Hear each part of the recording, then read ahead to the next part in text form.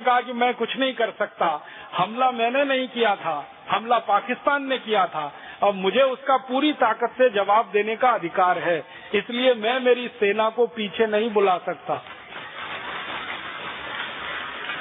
तो अमेरिका परेशान हो गया और अमेरिका श्री लाल बहादुर शास्त्री जी को जानता था कि ये व्यक्ति दबाव में नहीं आने वाला है। क्यों? एक घटना उसके पहले घटित हो चुकी थी। शास्त्री जी जब प्रधानमंत्री बने ना, तो अमेरिका से लाल रंग का गेहूं आता था इस देश में। एक योजना चलती थी, आप में से कई बुजुर्ग लोगों को मालूम होगा, आपने तो देखा भी होगा, शायद खाया भी होगा वो गेहूं। लाल रंग का गेहूं आता था। PL 480 नाम की एक योजना चलती थी। P का मतलब होता है पब्लिक, L का माने होता है लॉ और 480 अमेरिका के कानून के तहत एक व्यवस्था है PL 480 पब्लिक लॉ 480। उसके तहत अमेरिका दूसरे देशों की मदद करता है, तो भारत की मदद करता था। लाल रंग का गेहूं आता था, जिस गेहूं को अमेरिका में जानवर नहीं खाते थे वो भारत को खिलाया जाता था। कारण क्या था? भारत में उस समय गेहूं का उत्पादन थोड़ा कम था, जितनी हमारी जरूरत थी उतना गेहूं पैदा नहीं होता था, तो वो गेहूं हमें लेना पड़ता था और उसकी शर्तें बहुत अपमानजनक थी। तो शास्त्री जी ने प्रधानमंत्री बनने के बाद एक बड़ा फैसला किया था कि ये अमेरिका का लाल गेहूं हमें खाना मंजूर नहीं है। तो शास्त्री जी के जो सेक्रेटरी हुआ करते थे, उन्होंने कहा कि अगर आप अमेरिका का लाल गेहूं नहीं खा सकते तो भूखे मरने के लिए तैयार रहिए। तो शास्त्री जी ने कहा कि सम्मान के साथ भूखे मरना मंजूर है, लेकिन अपमान के साथ विदेशी रोटी खाना मंजूर नहीं। तो सेक्रेटरी हैरान हो गया और शास्त्री जी ने कहा कि तुम इसकी चिंता मत करो, तुम तुम्हारा काम करो, मैं मेरा काम करता हूँ। और उन्होंने भारत के लोगों को एक दिन अपील की। सोमवार का दिन था, दिल्ली के बहुत बड़े मैदान में सभा बुलाई, लाखों लोग इकट्ठे हुए और शास्त्री जी ने लोगों से कहा कि देश में गेहूं की बहुत कमी है, अपमानजनक शर्तों पर अमेरिका से गेहूं आ रहा है, ये गेहूं हमें खाना मंजूर नहीं है क्योंकि मेरी आत्मा गवाही नहीं देती है, इसलिए आप भी ये गेहूं मत खाइए। तो लोगों ने कहा नहीं खाएंगे। तो शास्त्री जी ने कहा इसके लिए भूखा रहना पड़ेगा। लोगों ने हाथ उठा के कहा भूखे रहेंगे। और भारत के लोगों ने सोमवार का दिन व्रत रखना शुरू कर दिया था और संपूर्ण भारत में शास्त्री जी के कहने पर लोगों ने भूखा रहना शुरू कर दिया। हमारे देश में करोड़ों माताएं हैं जो आज भी सोमवार को व्रत रखती हैं। मैं कई बार उनको पूछता हूँ ये सोमवार को व्रत क्यों रखती हैं? शंकर जी को प्रसन्न करने के लिए? तो वो कहती है नहीं, शास्त्री जी को वचन दिया था। तो मैं कहता हूँ माता, अब शास्त्री जी का वचन तो उनके साथ चला गया, वो तो उन्होंने वचन इसलिए लिया था कि देश में गेहूं का उत्पादन बहुत कम है, हम कम खाएंगे तो विदेशों से गेहूं नहीं लाना पड़ेगा। अब तो देश में भरपूर गेहूं पैदा हो रहा है और इतना पैदा हो रहा है कि हम खाएं, हमारे पड़ोसियों को खिलाएं और उससे ज्यादा चूहों को खिलाएं। हमारे देश में 2 करोड़ टन गेहूं तो चूहे खा जाते हैं हर साल, तो अब गेहूं की कोई कमी नहीं है।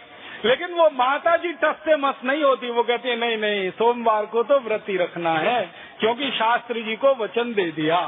माने भारत के लोग कितने पक्के हैं कि शास्त्री जी को कभी वचन दिया 1965 में और उस वचन को निभा रहे हैं सन 2010 में। तो ऐसे करोड़ों भारतवासियों के संकल्प से 2 बातें हुई।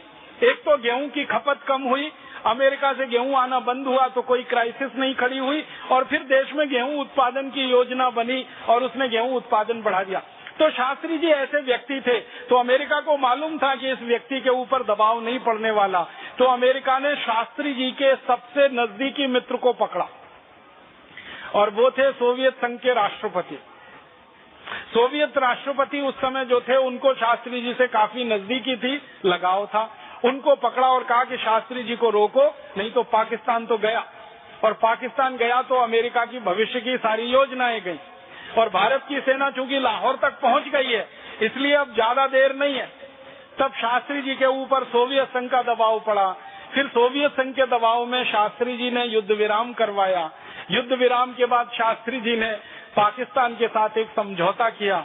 वो समझौता करने के लिए वो ताशकंद गए और ताशकंद के समझौते में जो तय हुआ वो ये कि भारत की सेना ने जितना इलाका जीत लिया है वो पाकिस्तान को वापस कर दिया जाए और बदले में पाकिस्तान भारत के ऊपर कभी भी भविष्य में हमला नहीं करेगा, ऐसा वायदा करता है। तो पाकिस्तान ने लिखित रूप में ये कहा और उसके दस्तावेज मौजूद हैं कि हम भारत की तरफ कभी भी हमला नहीं करेंगे, आंख उठाकर नहीं देखेंगे, बस इस बार हमें माफ कर दिया जाए और जो इलाका भारत की सेना के कब्जे में है वो हमें वापस कर दिया जाए। शास्त्री जी ने भारत की पुरानी परंपरा का अनुसरण करते हुए उदारता दिखाई और जीता हुआ इलाका जो सेना के कब्जे में था वो पाकिस्तान को वापस कर दिया।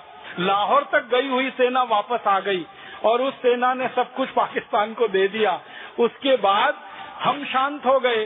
शास्त्री जी के साथ एक दुर्घटना हो गई कि इस समझौते को करने के लिए जब वो ताशकंद गए थे तो 8 दिन तक लगातार पाकिस्तान के प्रधानमंत्री और उनकी मंत्रिमंडल के वरिष्ठ लोगों के साथ जो वार्ता चली, 9वें दिन वार्ता पूरी हो गई थी और वो दिन था 10 जनवरी का। रात को शास्त्री जी आराम से सोए, लेकिन रात को जब वो सोए तो अगले दिन सुबह नहीं उठे। क्या हुआ? वो रात को सोते थे तो दूध पीते थे, ये उनका नियम था और वो दूध उनका नौकर उनको बना के देता था। तो शास्त्री जी के साथ उनका रसोइया गया था इस काम के लिए, लेकिन उस रसोइये का ताशकंद में अपहरण कर लिया गया और अपहरण करके एक नकली रसोइये को शास्त्री जी के यहाँ भेज दिया गया और उस नकली रसोइये ने शास्त्री जी के दूध में जहर मिला दिया और वो जहर मिला दूध पीकर उनकी मृत्यु हो गई। जब उनका मृत शरीर वापस आया इस देश में तो पूरा नीला और काला पड़ा हुआ था और दुख और दुर्भाग्य की बात यह है कि भारत की सरकार ने शास्त्री जी की मृत्यु के बारे में सारी दुनिया को जो कारण बताया, और शायद आपने भी वो सुना होगा, वो ये कि शास्त्री जी की हृदय गति रुकने से मृत्यु हो गई। हार्ट अटैक बताया गया पूरे देश को, मीडिया में, अखबार में, टेलीविजन पे, रेडियो में खबर चली और बार बार एक ही खबर दिखाई गई कि शास्त्री जी की हृदय गति रुकने से मृत्यु हुई।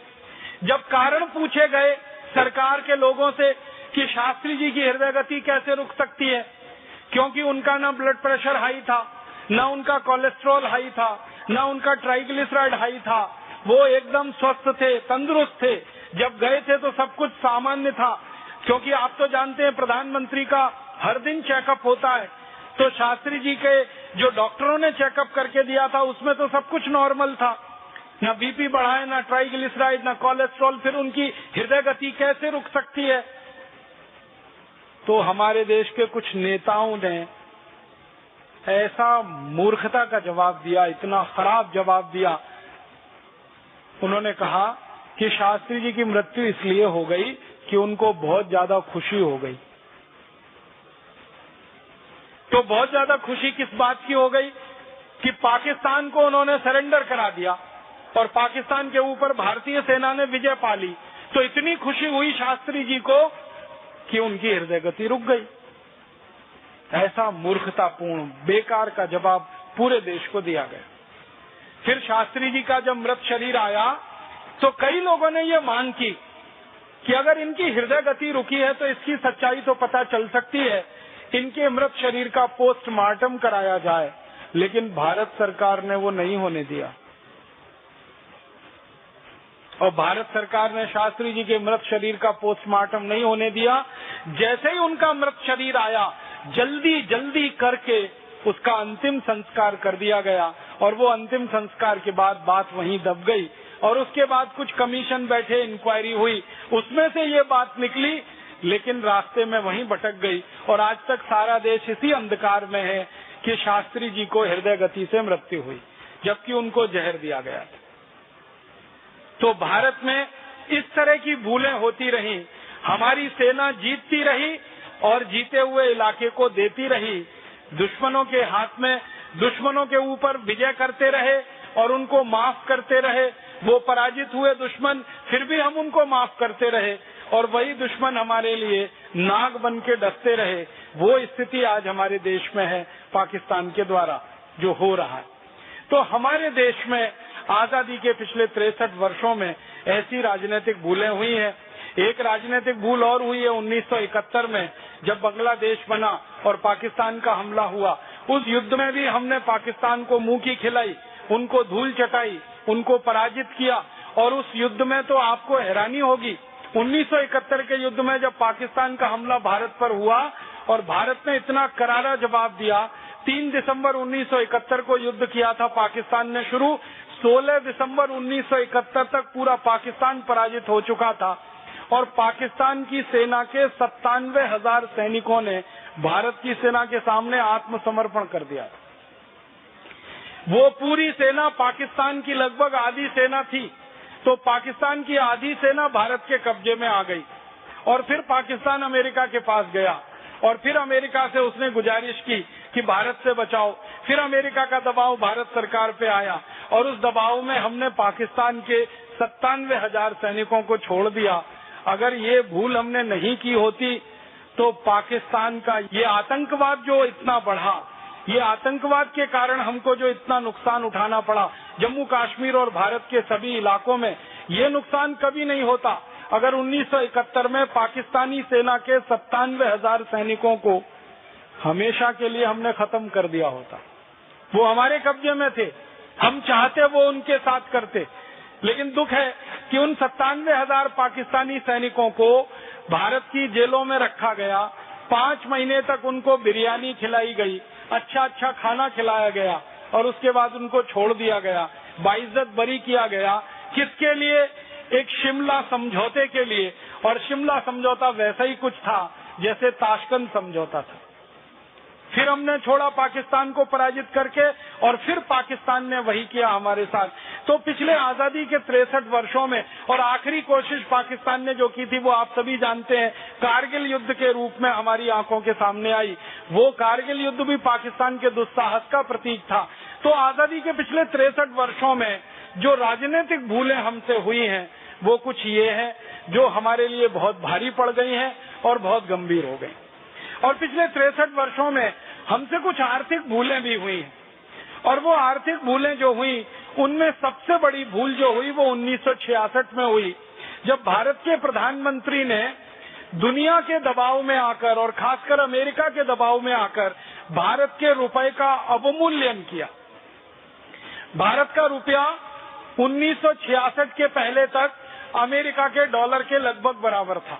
आपको हैरानी होगी ये जानकर, 28 अक्टूबर 1949 तक भारत का 1 रुपया अमेरिका का $1 के बराबर था। 28 अक्टूबर 1949 तक भारत का 1 रुपया ब्रिटेन के 1 स्टर्लिंग पाउंड के बराबर था।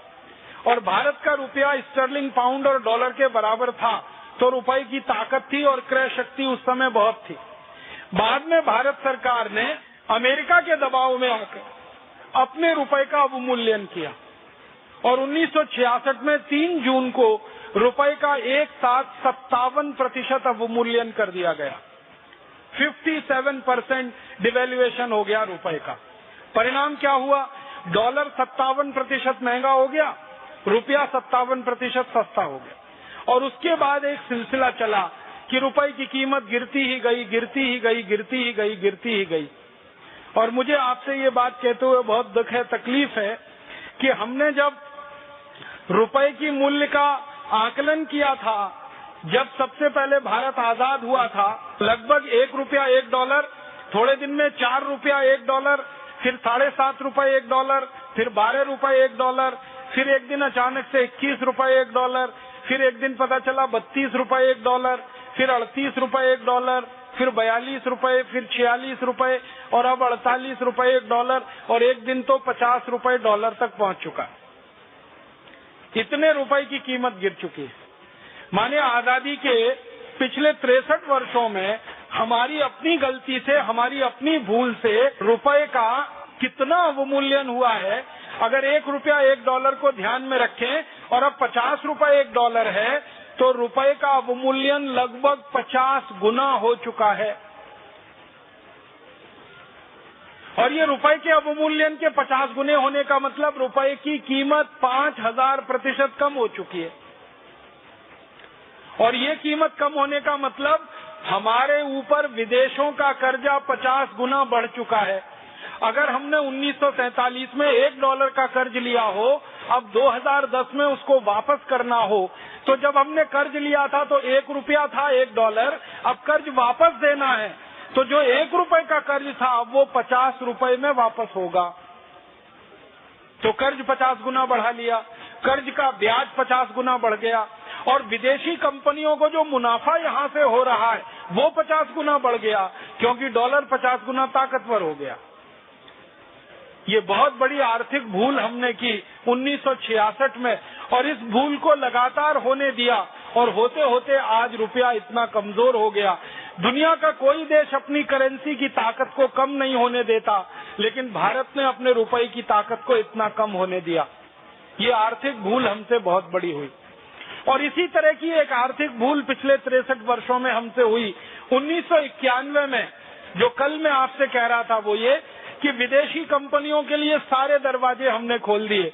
जिस विदेशी कंपनी को भारत से भगाया था 1942 में, जिस विदेशी कंपनी के लिए हमने नारा लगाया था भारत छोड़ो, आज उन विदेशी कंपनियों को हम दरवाजा खोल के वापस बुला रहे हैं और कह रहे हैं वापस आओ और भारत को लूट कर चले जाओ।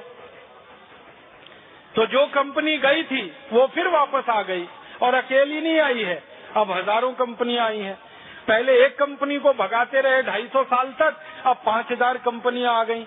उनके लिए उदारीकरण की नीति, वैश्वीकरण की नीति, और इन कंपनियों ने अंधाधुंध लूटना शुरू किया है इस देश को, और लाखों करोड़ों रुपए की संपत्ति ले जा रहे हैं। ये बात मैं पहले ही कह चुका हूँ, यहाँ सिर्फ संकेत में कह रहा हूँ। तो आजादी के पिछले 63 वर्षों में कई राजनीतिक भूलें हुई हैं और कई आर्थिक भूलें हमसे हुई हैं, और उनका दुष्परिणाम पूरा देश भुगत रहा है।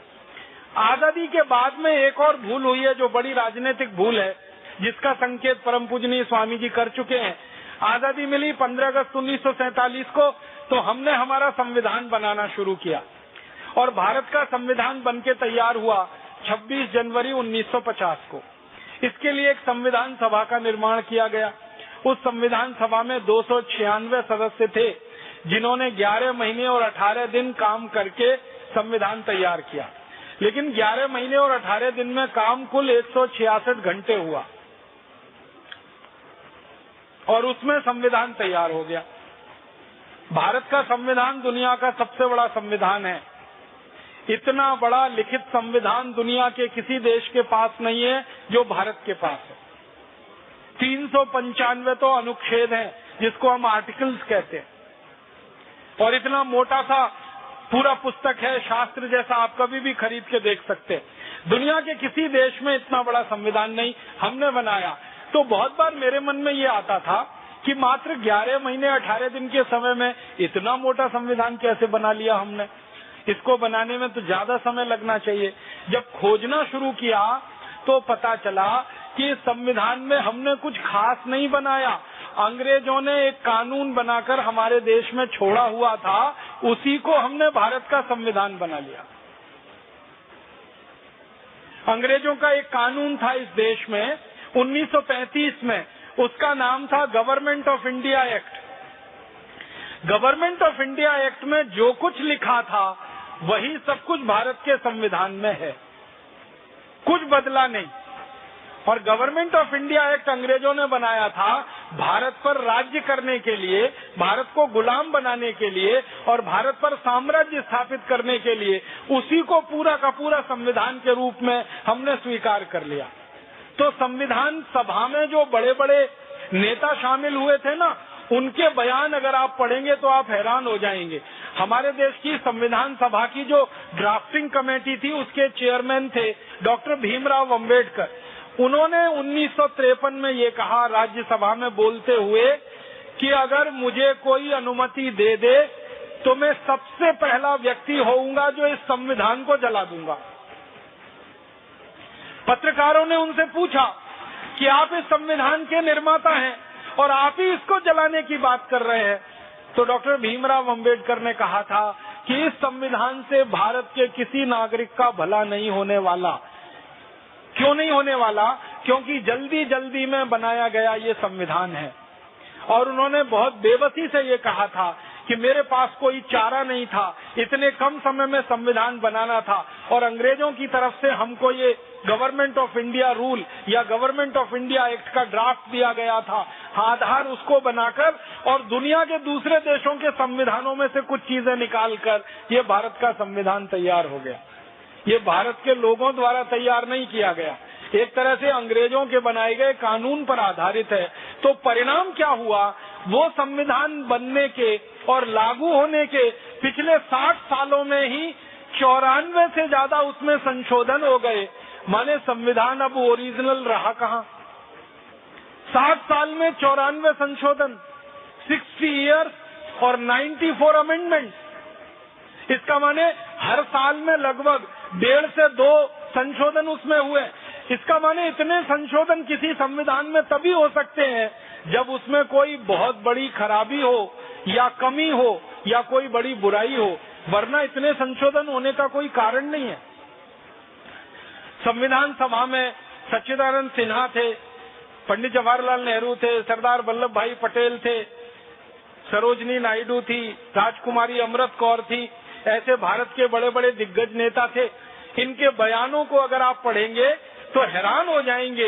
ये सबके सब ये कह रहे हैं अपने बयानों में कि भारत के शहीदों ने, क्रांतिवीरों ने जिस कल्पना से देश की आजादी की लड़ाई लड़ी है, उस कल्पना को ये संविधान कहीं भी पूरा नहीं करता और शहीदों के सपने इस संविधान से पूरे नहीं हो पाएंगे, ये पक्का है। और उनके बयान आज हमारे सामने हैं। 63 सालों में हमें दिखाई दे रहा है कि ये संविधान ना देश का भला कर पा रहा है, ना समाज का भला कर पा रहा है। ये एक बड़ी भारी हमसे भूल हो गई। अच्छा होता हम छोटा संविधान बनाते, लेकिन मौलिक होता, अपना होता, अंग्रेजों के कानून की नकल नहीं होता। अंग्रेजों का कानून जो गवर्नमेंट ऑफ इंडिया एक्ट, वो तो हमारी गुलामी के लिए था। उस पर आधारित हमारी आजादी का संविधान कैसे अच्छा हो सकता है। और एक और ऐसी ही भूल हमसे हो गई, वो ये कि अंग्रेज जब गए तो उन्होंने जितने कानून बनाए थे भारत पर राज्य करने के लिए, वो सारे कानून हमने जैसे के तैसे रख लिए, उसमें थोड़ा भी फेरबदल नहीं किया। अंग्रेजों ने 34,735 कानून बनाए थे भारत को गुलाम रखने के लिए। आजादी के बाद भी वही 34,735 कानून चल रहे हैं। कुछ और नए कानून हमने बनाए हैं, वो पुराने कानूनों को ही आगे बढ़ाने वाले हैं, उनसे कुछ अलग नहीं। अंग्रेजों का बनाया हुआ एक कानून है इंडियन पुलिस एक्ट, 1860 में बना, वही अभी तक चल रहा है। अंग्रेजों का एक कानून है आईपीसी, इंडियन पीनल कोड, वो 1861 में बना, आज भी चल रहा है। अंग्रेजों का एक कानून है सीआरपीसी, क्रिमिनल प्रोसीजर कोड, वो 1861 में बना, आज भी चल रहा है। अंग्रेजों का एक कानून है इंडियन फॉरेस्ट एक्ट, वो अंग्रेजों ने बनाया, आज भी चल रहा है। अंग्रेजों का बनाया हुआ कानून है लैंड एक्विजिशन एक्ट, वो उन्होंने बनाया, आज भी चल रहा है। अंग्रेजों का बना हुआ है फॉरेस्ट कंजर्वेशन एक्ट, वो अंग्रेजों का है, आज भी चल रहा है। अंग्रेजों का बना हुआ इंडियन इलेक्ट्रिसिटी एक्ट, वो अंग्रेजों ने बनाया, आज भी चल रहा है। ऐसे 34,735 कानून जो अंग्रेजों ने भारत को गुलाम रखने के लिए बनाए, वो ही आजादी के बाद चल रहे हैं। इसलिए कई बार हमको ऐसा लगता है कि आजादी तो आई नहीं है, ये तो अधूरी है, ये तो अंग्रेजों को हमने भगाया, लेकिन अंग्रेजियत को तो हम भगा नहीं पाए अभी तक।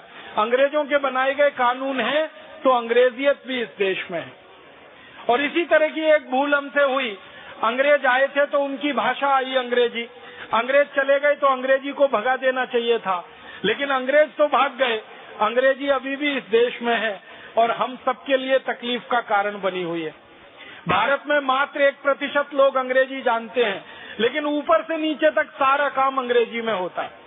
सुप्रीम कोर्ट में बहस अंग्रेजी में होती है, सुप्रीम कोर्ट में सुनवाई अंग्रेजी में होती है, सुप्रीम कोर्ट के फैसले अंग्रेजी में आते हैं। न वादी अंग्रेजी जानता है, न प्रतिवादी अंग्रेजी जानता है, वो अपने फैसले को समझ नहीं पाता, बहस क्या हो रही है उसको कुछ मालूम नहीं पड़ पाता, चुपचाप बेचारा खड़ा खड़ा देखता रहता है और कानून कहता है कि हम उसके लिए न्याय कर रहे हैं। सबसे बड़ा अन्याय तो ये है कि उसकी भाषा में उसके फैसले नहीं आ रहे हैं। और हाई कोर्ट में भी अक्सर बहस अंग्रेजी में होती है। भारत की बड़ी बड़ी केंद्रीय प्रशासनिक परीक्षाओं को पास करना हो तो अंग्रेजी आना बहुत जरूरी है। भारत की सेना में भर्ती होना हो तो अंग्रेजी आना बहुत जरूरी है। और माफ कीजिएगा, सिर्फ 1 करोड़ से कम लोग हैं जो अंग्रेजी जानते हैं इस देश में, तो उनके लिए तो भारत सब कुछ है। और जिन 114 करोड़ को अंग्रेजी नहीं आती, उनके लिए भारत तो बेगाना देश बना हुआ है, कोई दूसरा देश बना हो। ये भाषा भी अंग्रेजों की अभी तक हम नहीं भगा पाए, ये भी हमसे भूल हो गई। ऐसी कई भूलें हमने आजादी के 63 वर्षों में की। और आजादी के पहले जो भूल हमने की है, सबसे बड़ी भूल जिसका भुगतान आज तक ये देश कर रहा है, एक राजा था, जहांगीर उसका नाम था। उसने अंग्रेजों की एक कंपनी को व्यापार करने का लाइसेंस दे दिया, और मैं मानता हूं कि पिछले 500 साल की सबसे बड़ी भूल वही हो गई। ईस्ट इंडिया कंपनी को जहांगीर ने जब व्यापार करने का लाइसेंस दिया सन 1618 में, तो शायद जहांगीर को ये भी नहीं मालूम होगा कि ये कंपनी एक दिन भारत को गुलाम बना लेगी। उसने तो अंग्रेजों से व्यापार के लालच में लाइसेंस दे दिया, और वही लाइसेंस हमारे लिए इतना भारी पड़ गया, और इतना भारी पड़ गया कि सारा देश अंग्रेजों की गुलामी में लगभग 250 वर्षों के लिए चला गया। पहले कंपनी की गुलामी की हमने, फिर उसके बाद में अंग्रेजों की सरकार की गुलामी की हमने। 1618 से लेकर 1757 तक ईस्ट इंडिया कंपनी की गुलामी में हम रहे। 1757 के बाद अंग्रेज सरकार और कंपनी की मिलीजुली गुलामी में हम रहे, और 1860 के बाद तो सीधे अंग्रेजों की सरकार की गुलामी में हम आ गए। और इस गुलामी में सबसे बड़ा नुकसान हमारा ये हुआ कि आर्थिक रूप से हमारी बहुत लूट हुई, और अंग्रेजों ने इतना लूटा इस देश को, शायद दुनिया के किसी देश के इतिहास में उसकी मिसाल नहीं मिलेगी आपको।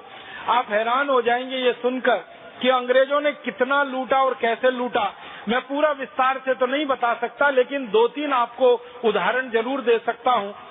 ईस्ट इंडिया कंपनी के अधिकारी यहाँ आते थे और लूट मार करते थे। सबसे बड़ा अधिकारी जो ईस्ट इंडिया कंपनी का भारत में होता था, उसको गवर्नर जनरल कहा जाता था। बाद में उसी को वॉयसराय कहना शुरू किया अंग्रेजों ने। तो ईस्ट इंडिया कंपनी का सबसे पहला जो गवर्नर जनरल इस देश में आया, उसका नाम था रॉबर्ट क्लाइव। 1757 की ये कहानी है। वो बंगाल के राजा के पास आया था। बंगाल का उस समय राजा था, उसका नाम था सिराजुद्दौला। तो सिराजुद्दौला के पास रॉबर्ट क्लाइव पहुंचा था, और उसने ये कहा कि हमको बंगाल में व्यापार करने का लाइसेंस चाहिए। सिराजुद्दौला ने मना कर दिया कि हम आपको व्यापार करने का लाइसेंस नहीं दे सकते। क्यों? तो सिराजुद्दौला ने कहा कि अंग्रेजों का कुछ भरोसा नहीं है, ये जहाँ व्यापार करने के लिए घुसते हैं उसी राज्य पर कब्जा कर लेते हैं, इसलिए मैं मेरे राज्य में अंग्रेजों को नहीं आने दूंगा। उसने मना कर दिया। तो रॉबर्ट क्लाइव ने सिराजुद्दौला को चुनौती दी, और उसने ये कहा कि अगर आप मुझे व्यापार करने का लाइसेंस नहीं दे सकते, तो मैं बंगाल पर हमला करूंगा और बंगाल राज्य को जीत लूंगा, और उसके बाद यहाँ पर व्यापार करूंगा। तो सिराजुद्दौला ने कहा ठीक है, हमला करके देख लो, अगर तुम विजयी हो गए तो बंगाल तुम्हारा है, और मैं विजयी हुआ तो तुमको बंगाल से भगा दूंगा और जाना पड़ेगा। इस आधार पर रॉबर्ट क्लाइव और सिराजुद्दौला के बीच में एक युद्ध हुआ, जिस युद्ध को आपने बचपन में इतिहास की किताबों में पढ़ा होगा, प्लासी का युद्ध। प्लासी एक छोटा सा स्थान है कलकत्ता के नजदीक में, मैदान है, वहाँ पर युद्ध तय हुआ, और 23 जून 1757 को प्लासी का युद्ध हुआ, ऐसा हम इतिहास में पढ़ते हैं। लेकिन जब दस्तावेज देखना शुरू किया मैंने, तो पता चला कि 23 जून 1757 को प्लासी के मैदान में कोई युद्ध ही नहीं हुआ। क्या हुआ? अंग्रेजों ने सिराजुद्दौला को चुनौती दी थी युद्ध की।